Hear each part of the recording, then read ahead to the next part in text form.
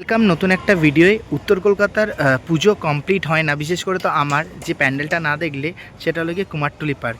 হ্যাঁ, ঘড়িতে এখন প্রায় ওই বাজে 5:23, 5:30 নাগাদ। আর আজই আসলাম কুমারটুলি পার্কের ভিডিওটা তোমাদের দেখাতে এবং প্যান্ডেলটা কতদূর প্রস্তুতি নিচ্ছে সেটা দেখাতে।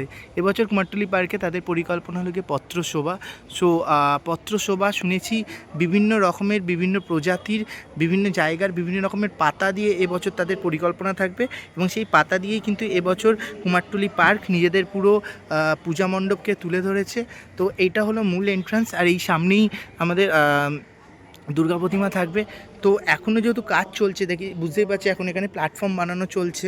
সো দিস ইজ দ্য রিক্সেবল প্রচণ্ড পরিমাণে।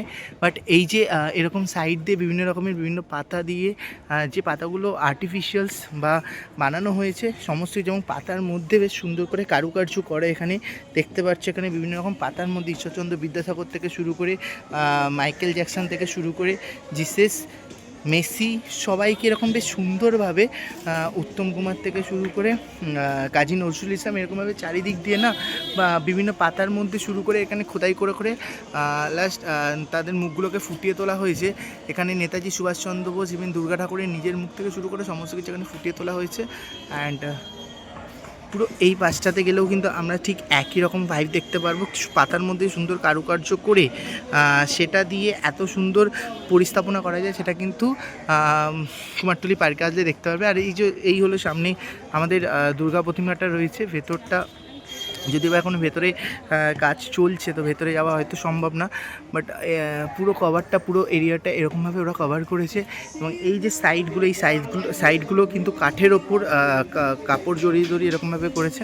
অ্যান্ড এই হলো সামনে দুর্গা প্রতিমাটা। যদি আমরা দেখি, খুব সহজ, সিম্পল, সাধারণ একটা দুর্গা প্রতিমা এখানে রয়েছে। ঠাকুরের চারপাশটা একটা ওই বেতগুলো দিয়ে তৈরি করা হয়েছে। তো এইরকমভাবে কুমারটুলি পার্ক পুরো প্যান্ডেলটাকে এবার ফুটিয়ে তুলতে চলেছে।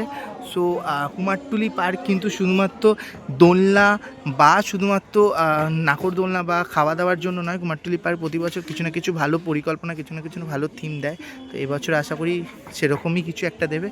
সো যারা এর আশপাশে থাকো অবশ্যই কিন্তু কুমারটুলি পার্কের টা ঘুরে যাও, কারণ এবার ওপর থিম কিন্তু পত্রশোভা। তো থ্যাংক ইউ সো মাচ নতুন একটা ভিডিওর জন্য। টাটা।